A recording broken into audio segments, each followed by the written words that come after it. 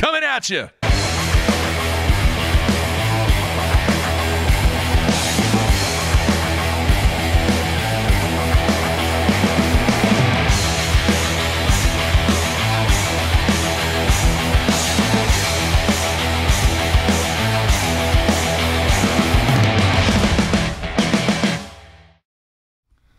Good Monday, everybody. Welcome once again to BTL Bass Talk Live, where we're going to talk bass fishing and anything else that we want to talk about. Matthew, how you doing? It's full swing. What did we used to have with Harold? What did we used to have with Harold Allen, Mark? Oh my gosh, what was it called? That Wide open. I'm putting my notes together for this. Well, you're supposed to get here sooner to do that. I've got it together. You said how we doing, together. And I wasn't sure how I was going to open it because we got BPT, we got Costa, we got Elite Series, and we got FLW Tour, and it's all relevant and it's all happening right now. Yeah, jam-packed week this week. Today we're going to have Jordon Lee on, the man that got it done at Lake Toho and Lake. What was that other lake that they fished at yesterday called? That one, yeah. I don't remember. Okay. A different lake, not Toho. Got on him big time. All right, we'll talk to him here in a few minutes, and then tomorrow, a much-anticipated show. The man that got this thing through, the creator, along with Gary Klein, obviously, the creator of Major League Fishing, Mr. Boyd Duckett's going to be live via Skype tomorrow, and I'm sure that's going to be a heavily watched and listened to show to get his take on what went down at Toho this week. Then wrapping up the week for us on Wednesday, we're going to have Mark Menendez, a rare off day for the Elite Series guys, to kick things off at the St. Johns River. We're going to have Mark Menendez on to kind of set up what's taking place in Florida once again. So another jam-packed week. And Matthew, we had the viewer show on Wednesday, a lot of feedback from the viewers. I received a bunch of emails, feedback through YouTube. I think the reviews from a fan's perspective was mixed. It's the best way I can put it. I agree. Very mixed. A lot of really good comments, a lot of very positive comments, a lot of negative comments too. Then a lot of people on the fence. I agree. Wait and see. I think there are a number of people out there that are wait and see. I think is we will find as this thing continues throughout the year that things are going to get more improved. They're going to get better. They're going to get much better from a streaming standpoint. But they had some issues, man. They had some issues, and I think Boyd will readily admit that tomorrow. The term that came to my mind while I was watching this first Bass Pro Tour event was how easy it was to become a prisoner of the moment. What does that mean? It means on day one, when maybe things weren't going smoothly, or we were getting the rainbow screen dial tone, or there wasn't much live fishing, you went, oh, this is horrible. Yeah, they had some issues. When it got to the knockout round or the elimination round or the final round, and you're watching anglers in the last 2 minutes on live catch a fish with great commentating and a smooth stream, you said, this is the greatest thing that's ever happened in Earth. Yeah. So for me, I was trying to remember, okay, this is the first event. Let's keep it all in perspective. It's not everything's going to be different. They went to Lake Garcia at the end, which was a different lake. So I had to be cognizant not to go one extreme or the other. Yeah. They're screwed on one end, greatest thing in the history of fishing on the other end. And put it all in perspective and realize it was just one event. And it was the first event.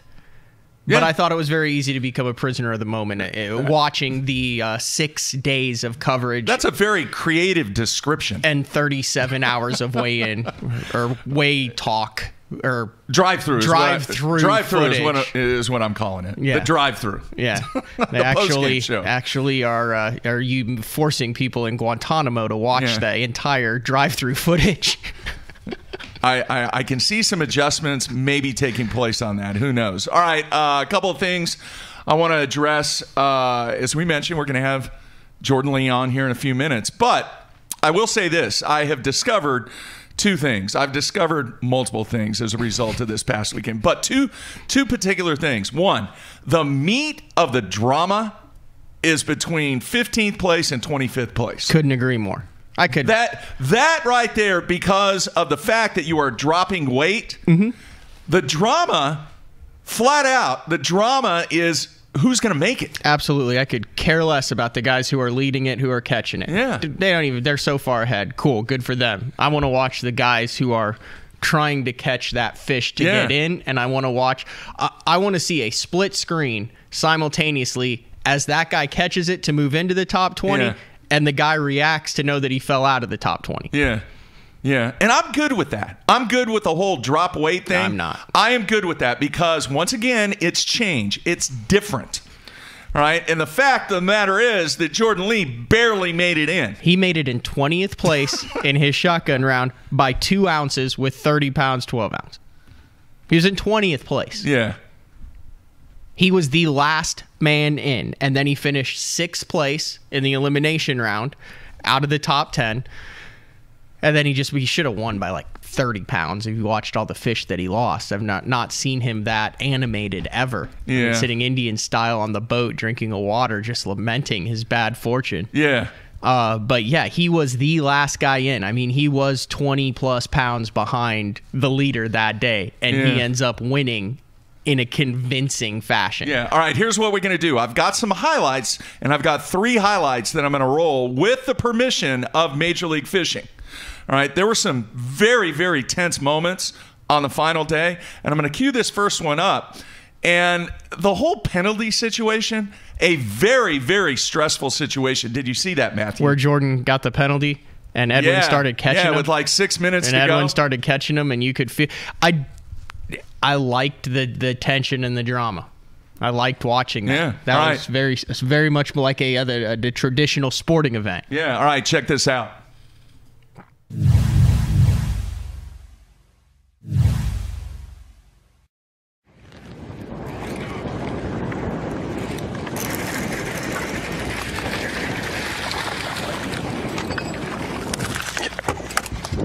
I'll take it. All right. That's weigh him. Hold this, sir. Be a pound. Okay.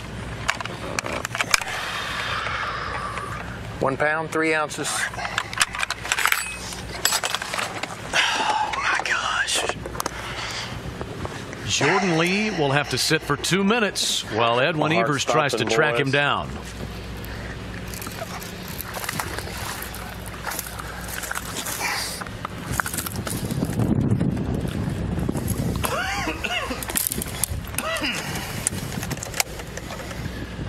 £1, 5 ounces.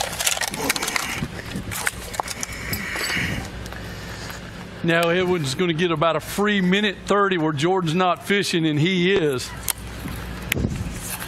Yes, sir. How much? What do I got? 100 seconds. Or no? What's the weight? What's the weight? Oh. You got? You're at 50 pounds, 4 ounces plus that 1.3. That would be 51.7. What's that one got?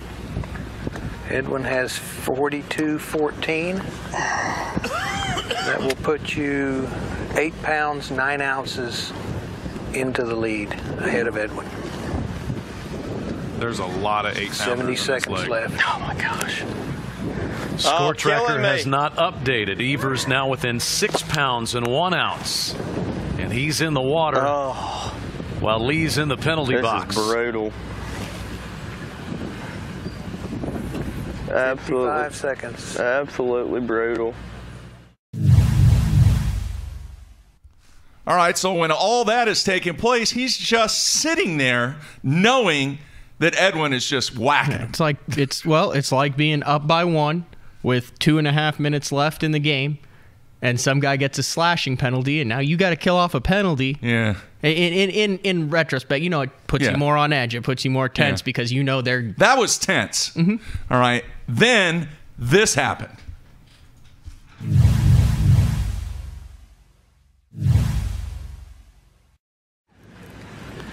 Evers has caught 6 scoreable bass in the last 20 minutes to narrow the gap. Evers has caught another fish, 1 pound, 5 ounces. That narrows the lead to 6 pounds. Big 1 one. ounce. Giant.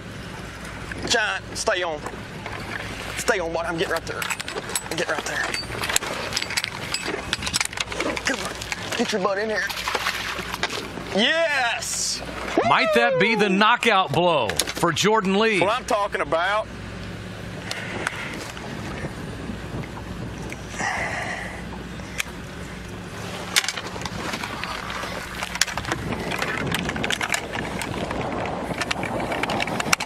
Yes! 3 pounds, 10 ounces. That's not a giant, but...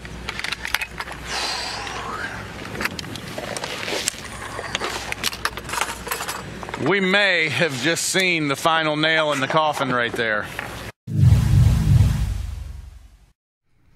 That pretty much sealed it right there, Matthew. There were some tense moments, and what was it, 3 pounds, 10 ounces, that final fish. And when you go back and you look at some of the other footage from Edwin's late rally, if that's what you want to call it, there were a couple situations where he was hooked up that he didn't get the fish in. And that is the feature of what this game brings, that he catches a 5-pounder right there. It's a totally different game, and who knows if Jordon wins or loses. Here's the other thing that I was going to mention, and then I've got one more clip.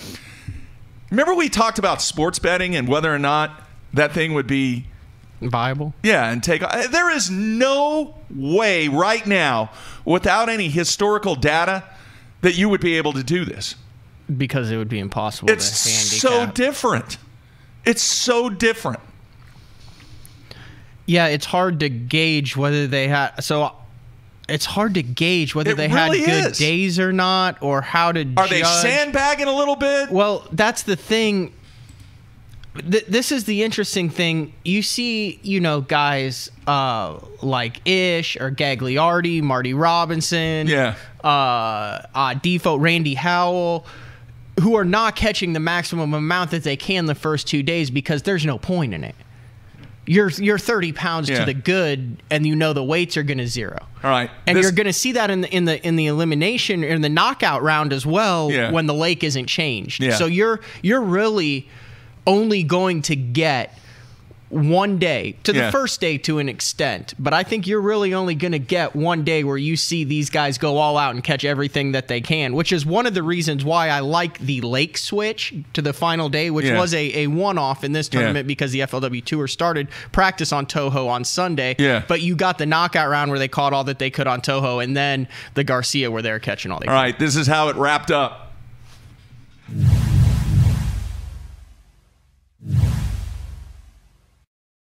10, 9, 8, 7, 6, 5, 4, 3, 2, 1. Lines out. That's the end of the final period.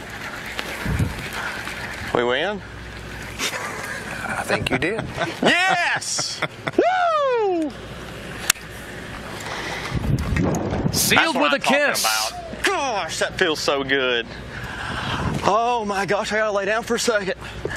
Oh, man, that was just a battle.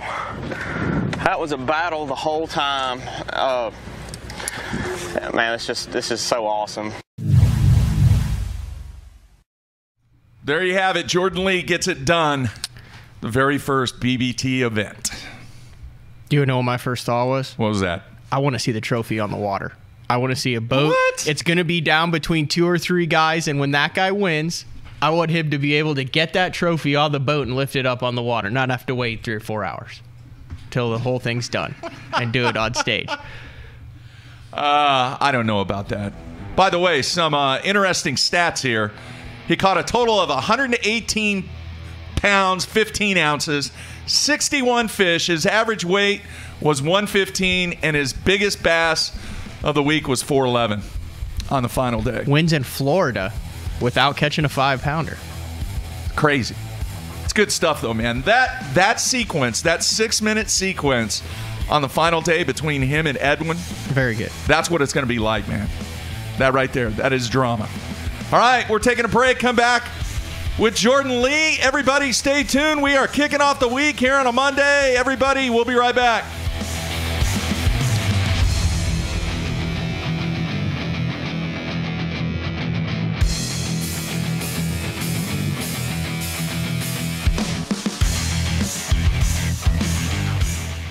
Sleek new design with easy control file. The clearest images underwater with uncompromising range. Live mapping from the touchscreen. View notifications, video, even Google Maps on screen.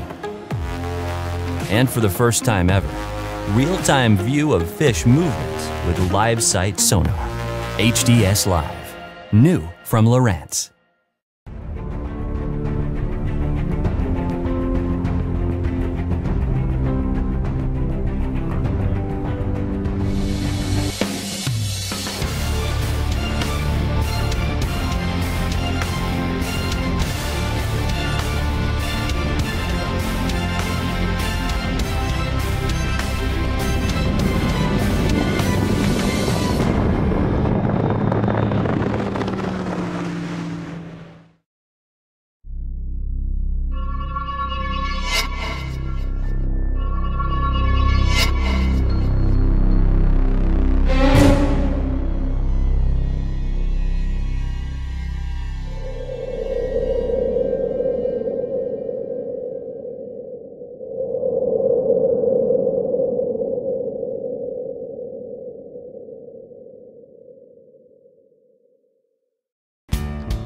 It's about the hours spent getting everything just right.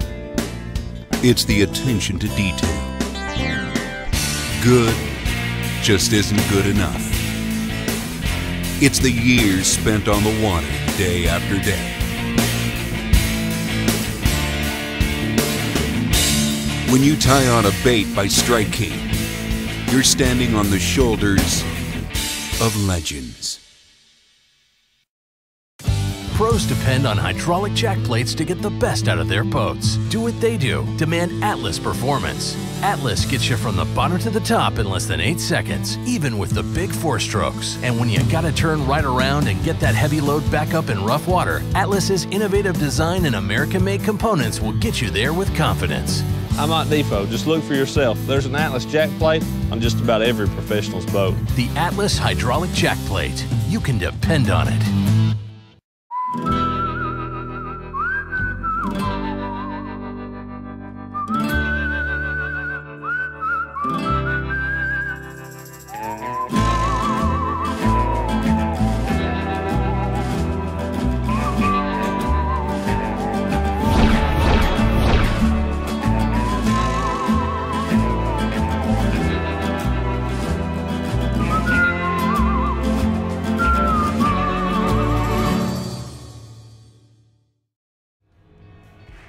Hey guys, Aaron Martins here. I'm going to be telling you about a new product by Sunline. It's Siglon PE x8. I've been using it almost extensively all year for my frogging, flipping, drop shotting, shaky heading, worming, jerk baiting. It's by far my favorite Sunline braid. And I honestly, I don't say this unless I think it's true, but honestly it's the best braid in the market of any of the braids. Definitely check it out. It's a price point line, $14.95 for 165 yards, and that could last you a whole year, just one spool with using leader material. It's Siglon PE x8. It's my favorite braid, and I think if you use it, it'll be your favorite braid too. AFCO has a new foul weather rain suit called the Hydronaut. A lot of the features that I really like about it first is the speed vent hood. If it's raining out, you know, how a person gets wet is when you run down the lake and the hood comes down. With the speed vent hood, it's going to stay up. It has a camera mount in the pocket on the chest. The Hydronaut has a 2-layer, 100% waterproof nylon shell. If you're interested in a rain suit that has a lot of cool features that's going to keep you dry, you need to check out the Hydronaut from AFCO.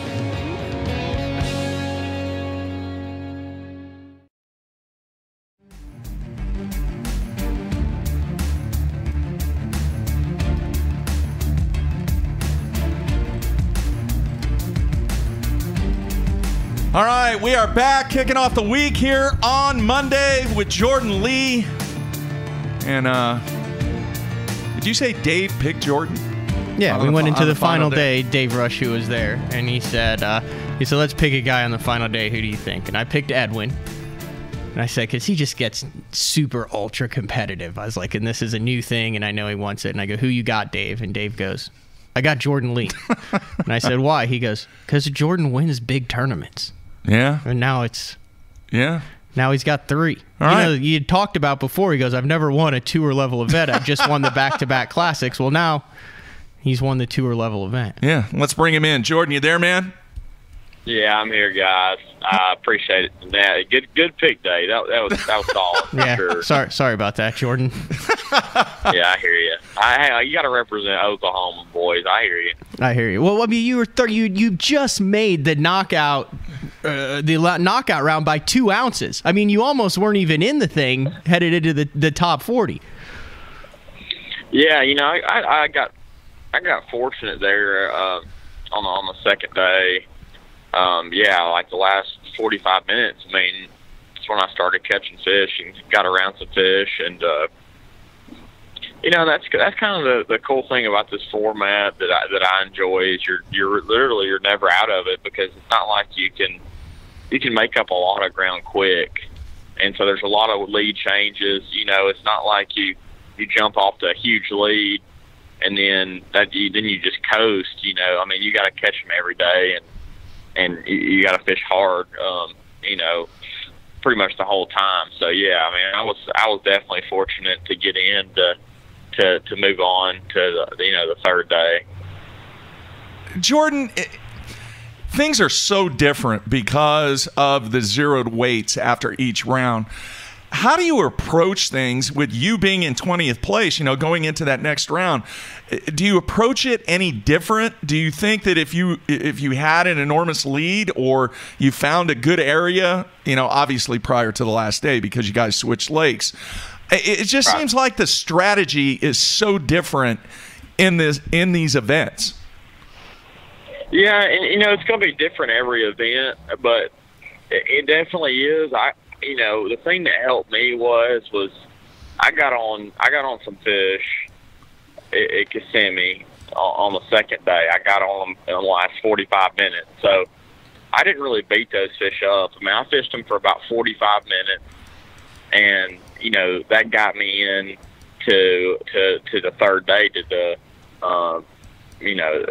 cut day, going into the final round. So, those fish were pretty much, that third day on Kissimmee, those were fresh fish, and I started off good, and, I kind of learned more every day.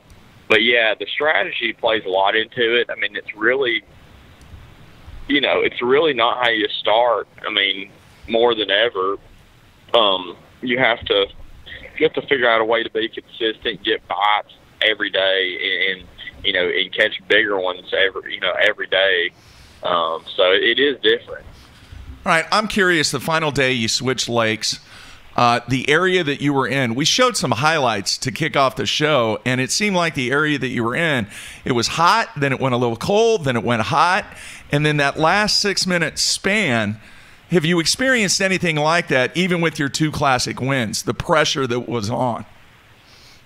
Oh, no. I mean, it was just, that last period was just phenomenal fishing. I mean, when I finally got around them out there, I mean, it was just, I was just getting bites.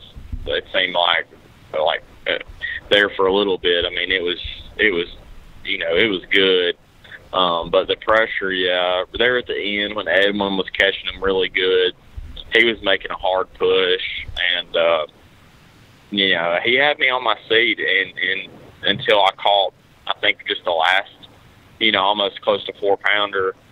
That kind of sealed it for me, and I knew that that was probably going to be it. But up until that point, the last 3 minutes, I mean, I felt like that he could knock me out at any time.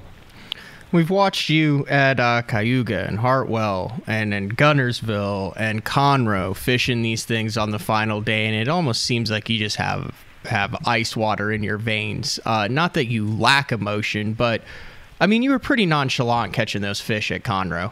with the mega bag and all that. Pretty nonchalant catching that giant fish at Hartwell. I have never, in my covering of knowing you since you were fishing college, seen you get that pissed off when you went through that string where you were losing fish. You lost 2 or 3 to row there on live. I mean, you sat down, you drank a glass of water, you were catching fish going, I don't even care about this fish. I care about the one I lost.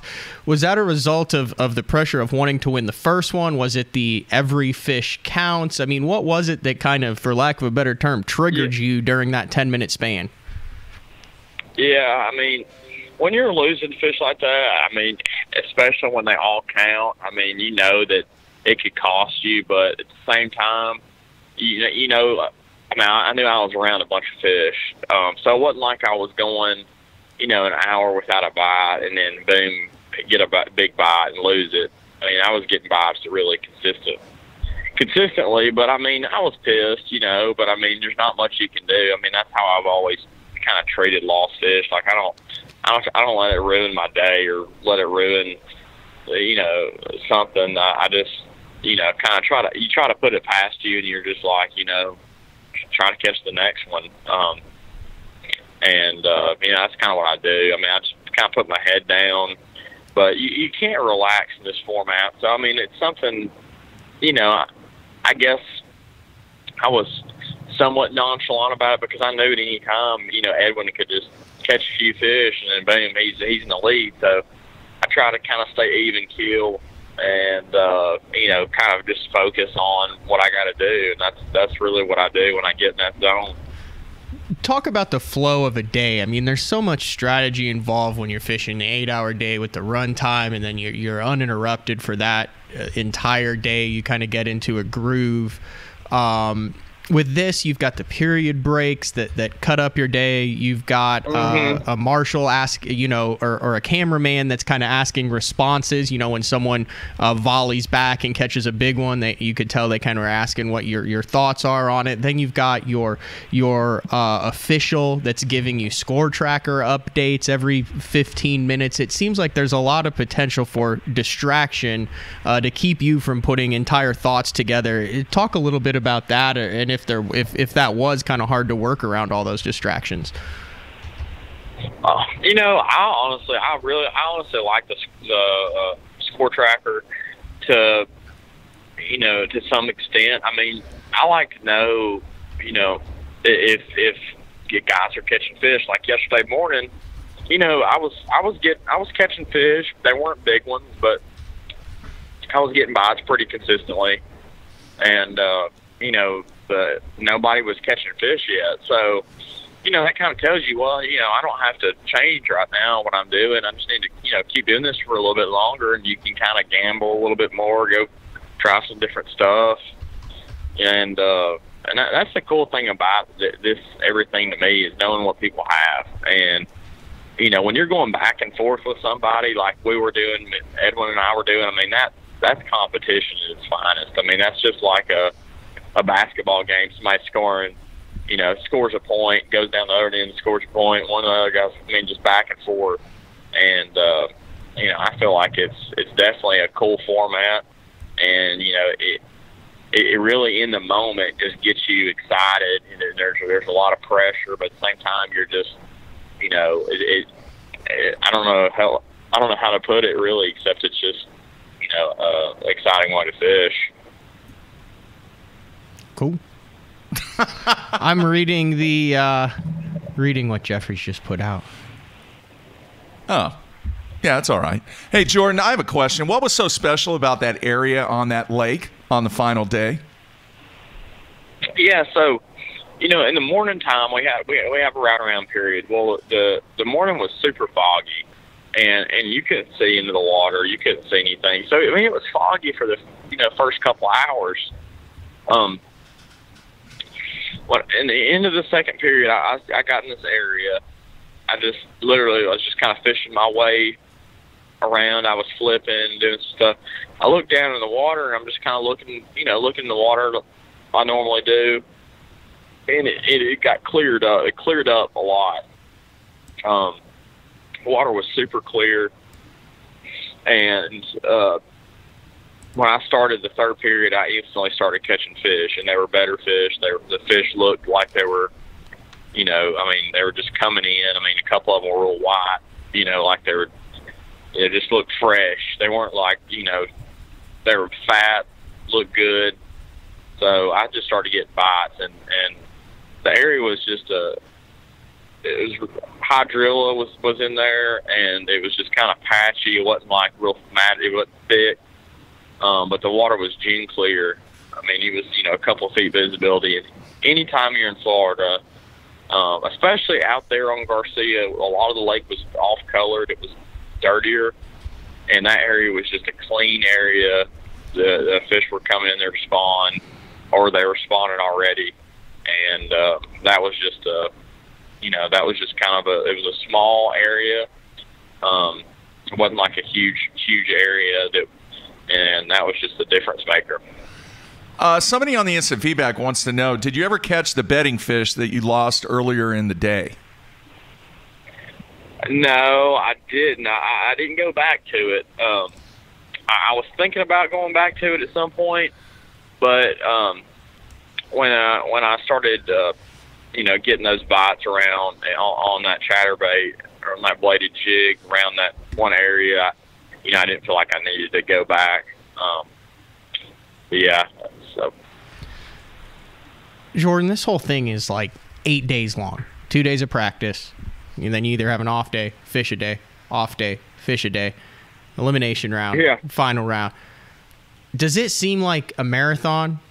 And when it's all said and done, did it go quickly? Did it go slow? Were you more tired than you were used to be? Were you like, holy cow, it feels like it's been a year? Honestly, I mean, I loved it. I mean, the off days for us, you don't feel like you're killing yourself, you know, like we've had in the past, where I've always wanted an off day where you have time to get some rods together. You can re-spool and not be up all night. And having those off days where you can kind of prepare for the next day and kind of think about what you want to do, put a game plan together. And I loved it. I mean, to be honest with you, I didn't feel like it was a longer event. I felt like that I was a little bit more rested, and, you know, you could take it easy one day, do what you need to do, and you know, the shortened practice period, that's probably the biggest change, you know, in all this. It's not really, you know, I mean, that's really the biggest change, is only having a day and a half to, you get one bad weather day like we did, and it kind of, you know, it's pretty much you got to practice in a tournament at some point for sure. Hey, a couple of people on the instant feedback, Jordon, they want your opinion. Would you like to see on the final day that for the remainder of the events you switch the lake on the final day? Is that a good move? Would you be okay with that? I mean, personally, I wouldn't have won on Kissimmee. So I'm glad we went to New Lake, and I feel like when I get on a new lake, that's what I love to do. I love to go to new water where everybody's even. There's nobody that's got a huge lead or anything like that. Everybody's on an even playing field. I think it, you know, over the course of the year, you're going to see some more of that, and you're going to see some where we just are fishing the same lake. Where guys have the opportunity to go back to the same areas they fished, you know, the previous days. So, personally for me, I think it's awesome that you're, for no entry fee, for $100,000, you're going out and fishing a one-day tournament on a lake you haven't been on. I mean, that's about as exciting as it gets. I mean, you know, I don't really know. You don't have any preconceived ideas. You're literally going out there and you're just, you get to try to figure out the fish and win a pile of money. So, I mean, that's just, that doesn't get much better, you know, than that to me. All right, Jordon, I have to ask you this. Before this event even started, if I would have walked up to you and said, hey, Jordon, do you think that you could win this tournament in Florida without catching a 5-pounder, what would your response have been? Yeah, that's pretty crazy. I didn't even realize that. Yeah, I don't know. I mean, I probably would have said you're crazy, to be honest with you. You know, typically a winner does catch the bigger fish, and yeah, I mean, I think just I think just the way the format's set up, where you got to you have to catch solid fish. I mean, you don't have to catch those great big ones, but you definitely have to be on better than average fish. And but I wouldn't have picked myself to win this event, I'll tell you that. My final question, Jordon, I'm just sitting here thinking, you have back-to-back classic championships, you're on top of the world with bass, and then in a short amount of time, you change your bait sponsor, your rod and reel sponsor, and the organization with which you fish. Yeah. And I got to admit, we sat here at the studio and went, holy cow, the guy's got the world by the tail, and now he's changing all this stuff to something that's completely unknown. You know, Jordon goes from the back-to-back classic champ who's now the face of bass to just another name on the Bass Pro Tour. That's what we said on air. How important was it for you to go out there with the Abu Garcia, with the Berkeley, with the new tour, and get your hands on that trophy in the first event? Yeah, I mean, it's definitely special. You know, I feel confident. You know, more confident I've ever been in my setups. You know, throwing the Abus this year and for a long time, and I'm definitely confident in them. I fished a lot this winter, and you know, just really confident in everything I'm doing right now. And that's what you have to pull off a win. I mean, you have to have that confidence, and I just felt it throughout this event. You know, during in the middle of the event when I was struggling, and then boom, just started catching them good. I kind of was feeling it then, and you got to have that momentum. And you know, I'm excited to be a part of the MLS, and I feel like it's going to be big. I mean, I feel like all the guys. It wasn't much of a decision for me. I enjoyed bass, and you know, had a great time there. But I felt like this could lead to you know, greener pastures at some point. So you know, I'm just excited to be a part of it, and think it was a great way to start out. Awesome. All right, 2 more questions, and then we're going to let you go. The first question, once again, a couple of people on the instant feedback want to know, did you do anything special to the 2 main lures that you used on the final day, the vibrating jig and then the stick worm? You know, not really. I felt like the vibrating jig, you know, I was throwing a gold blade on it, and you know, that's what I'd really done a lot of damage on throughout the whole event down there. I for whatever reason, when I had a few different bladed jigs on, different brands. You know, everybody just thinks the jackhammer is the end-all, tell-all, you know, chatterbait, but it's not.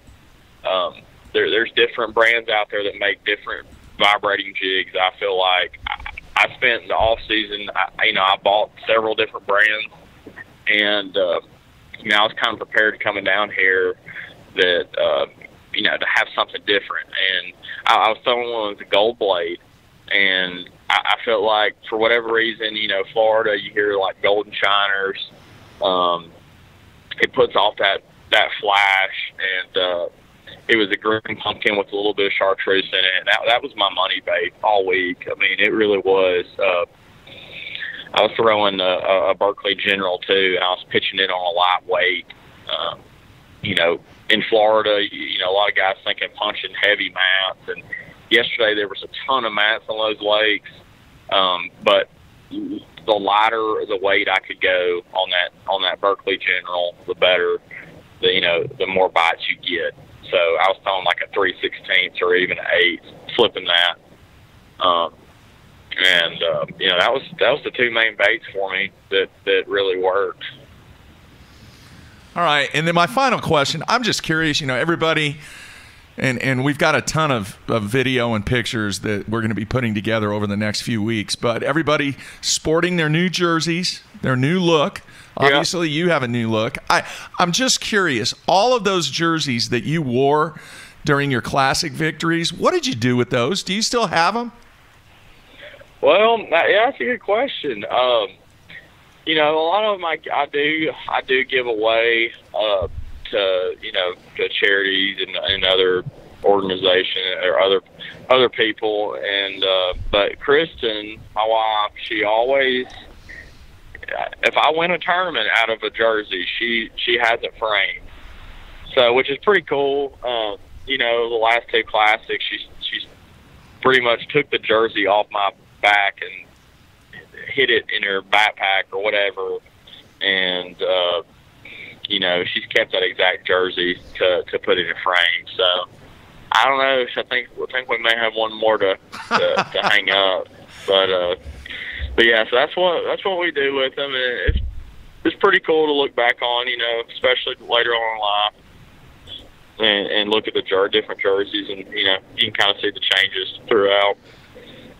That's cool. That's really neat that she does that. And then obviously, you got to be looking forward to Conroe.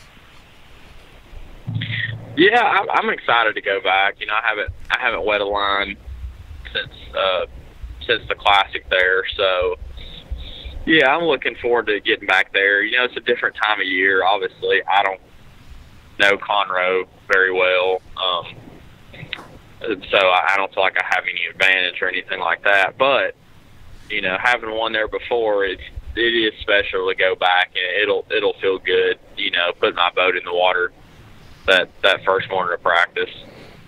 You're not gonna get to take a breath for the next, because then you go and everyone's going to ask you about Conroe like we did. Then everyone's going to ask you about winning 3 Classics in a row. Yeah. And then it's going to be insane for you for the next like month and a half. It's just got to be. It is. Yeah, I hadn't really thought about it yet. I haven't got that far. I've been trying to take just a day at a time, but yeah, it will be pretty crazy, and but it's going to be fun. You know, I mean, I don't feel like this necessarily takes the pressure off, but winning the first one, you know, I mean, that's gonna be hard to top. But you know, I'm looking forward to, you know, some bigger, you know, the Classic coming up is gonna be a lot of fun. Just getting back in the swing of things, man. I mean, I'm just excited to start fishing tournaments again. I was ready to come down here, and you know, I'm looking forward to the next few for sure. This is funny. We'll wrap up with this. Jake in Ohio says that if you win at Conroe, they're going to change the name to Major Lee Fishing. That's pretty good. I doubt it. They're going to put me in my place. Don't worry. All right. I'm not. But yeah, you're right. They may kick me off the tour if I win another one here in the next few. I kind of even hate coming in when all the guys are there, but you know, just puts his head down. Oh shucks! I want another one. Sorry, I beat you guys by so much again. Yeah, that's pretty much how it goes for me. I'm just like, well, sorry guys, sorry not sorry, you know. But all right, man. Well, can't thank you enough for taking time out on a Monday. Just a tremendous performance on the final day, and really throughout the week in Florida. And best of luck to you, man. We're looking forward to seeing you soon. All right, guys. Thanks for having me, and y'all take it easy. All right. Take care, Jordan. All right. See ya. See y'all. All right. There you have it. Jordon Lee. Think about this, Mark. Think about what this next month. This could put him... I mean, I don't know what stratosphere you want to put him in. You've never seen anyone come in this young, win that, win this, win that. But he's a third of the way there. He will have a legit shot to win on Conroe. Would it surprise you if he wins on Conroe? And would it surprise you if he goes to the Tennessee River and wins the Classic there? No. And in the span of a month and a half, win both of the Major League Fishing events and win 3 consecutive Bassmaster Classics, bank $500,000. And, I mean, that would put him in a different stratosphere than anything that we've seen since I've covered it. I mean, I would have to go back to 2008 Kevin Van Dam to even remotely get close to an angler who was in that kind of zone. Yeah. No Elite Series win, though, which is weird. All those years. Which really wasn't that many years. It was like 3-4 years. That's not all those years. That's a number of tournaments, though. Right, but you look having at the top win 10 2 classics that he's had. Right. Yeah, he came close. But do you remember 2 months ago that I said, what is Bass going to do? Because he's kind of the face of what they want to develop to. That's what I asked him. From I a said, brand. That's what we talked about. We were like, man, you would think it would be tough for Jordon Lee to leave Bass when he knows he could be the face of it with the 2 classics. Now, if you go to the Bass Pro Tour, the MLF website, the winning pattern is Jordon Lee. The gallery is Jordon Lee with the trophy. And then you scroll over to MLF News, and it's the 2019 Summit Select Sudden Death Round. Yeah. Guess who won that? Jordon Lee. Yeah. It's the Jordon Lee website. It's the Major League Fishing League. Major League Fishing. Yeah. It's crazy. Crazy. All right, man. A lot of discussion on the instant feedback about the Ike situation. We will get into that a little bit later in the week. I'm actually going to try and reach out to Ike. Hey, bottom line, everybody knows the dude is an emotional person. And just explain what happened. You know, he thought that he was in. He thought he finished in 10th place. He ended up fishing in 11th. He found out after he kind of convinced himself that he was in and actually talked a little bit about what he did and told everybody, hey, you better look out for me, you know, on this lake and everything. And then come to find out there was a fish caught on the final cast by Jared Littner that knocked Mike out. And then Mike kind of, you know, he got emotional and said some things, and you know, it is what it is. But that's kind of the beauty of this live format. It's uncut, uncensored. And this is something that I did some research in, Matthew, and I did not realize that the guys have the option. It is not required. The guys have the option to go through the drive-through. Okay, yeah, you told me that. I did not realize that. I didn't know that, and that was based upon some of our research and with the help of Dave, who was on location down there the entire week, that we were informed that, yes, it is optional. You don't have to go through the drive-thru if you don't want. The other thing is, I received numerous texts about whether or not he was going to be fined, if there were going to be some kind of penalties or anything like that. And in my discussion with Major League Fishing officials, that remains to be determined. There has been no decision. They really don't have anything in place from a fine standpoint of which anything would happen to Ike. So that remains unknown. There's no decision. Hell, there might not be anything done. You know what it reminded me of? Yeah. God, we'll go back to bowling just to keep the streak alive. Remember when did you watch or listen to the 30 for 30 on Pete Weber? Yeah. Where... When he kicked the foul light? No, when he changed organizations, he was talking to... Or when they changed owners, he was talking to the owners, and they were like, yeah, we want you to express be yourself. A rebel. Yeah. And boom, something happened where he did that, and then he did the crotch chop and all that. And yeah. I mean, I remember back in the day when I think he was 18 or 19, he kicked the foul light. There's a light that's right next to the Do you think this was planned? Lane. Think about it. Think about this, Mark. No. Think about it. I'm just going back on history for Ike and Ellie. Absolutely. Think about it. No. What'd he do when Bass bought ESPN? What happened? The light post, the DQ. Rojas is leading the Classic, and the headline was Ike and Ellie DQ'd, Rojas leads. No. So far from... Smart. Think about the TTBC. No, there hasn't even been anything said about it. Yeah, there's been some posts on social media about it. And everything. That's because some people on the instant feedback they're talking about it. But it was not a focus for Major League Fishing. Right. No, okay. All right. Yeah, the fans. Yeah, of course the fans are going to talk about it. I think it's a brilliant strategy. You know what shocked me? The fact that it wasn't what do they call it? Trending on Twitter or Instagram or whatever. Trending? Yeah, they have those trends when things happen. Is Major League Fishing trending? I don't know. I didn't see it. Supposedly it was okay. That's what I'm saying. The number 2 downloaded app behind ESPN. That is what I'm saying, okay? Situations like that, you look at any other sport or any other activity, when something of that nature takes place and you have that many people watching it, you would think that Mike Iaconelli would be trending on one of the social medias. I didn't look. The number 2 downloaded app behind ESPN. I'm not a social media guy, so I have no idea. You think that's legit? I don't know, man. I told you, I am totally removed from that whole gig. A couple anglers who put that out, and mysteriously, that's what I've been doing here, scrolling through, and those posts are gone. It's only available. There was an angler. An angler who posted this. I want to bring this up because I found this very interesting. Am I not right though? If that situation that Mike Iaconelli would have been trending. Listen to this. This is a post by someone who competed there. At Major League Fishing Official is currently the number 2 app only behind ESPN. Surprise face emoji. Hashtag they are all replaceable. Hashtag maybe not. I don't know, man. I think the Classic just is going to get more tense and weirder and weirder. If you really think that whole situation was planned, you're so delusional. I just brought it up. It seems like every time there's a new thing, that TTBC changes, the Ike, the deal, the Classic That's just deal. Ike, man. He was pissed off. You would have been too. You probably would have done the same thing. I was just bringing it up. I just thought it was interesting. Yeah. I would have been pissed.